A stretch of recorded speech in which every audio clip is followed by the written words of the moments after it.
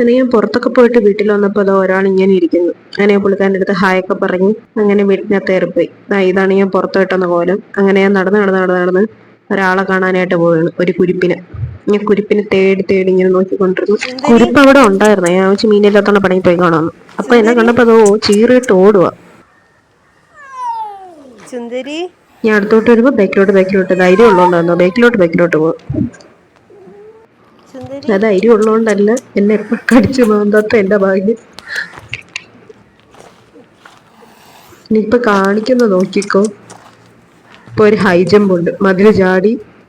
ഞാൻ കാര്യമായിട്ട് വിളിക്കുന്നുണ്ട്, പുള്ളിക്കാരിക്ക് പക്ഷെ മൈൻഡ് ഇല്ല. അപ്പുറത്തെ പറമ്പിൽ ചാടി. ഇത് ഞാൻ വീട്ടില് ഒരു അലന്ന കോലം. ഇത് നോക്കിയേ, സുന്ദരി നോക്കിയേ. ഞാൻ വീട്ടില് അലന്ന കോലത്തിൽ നിന്നപ്പോഴ് എന്തൊരു സ്നേഹം.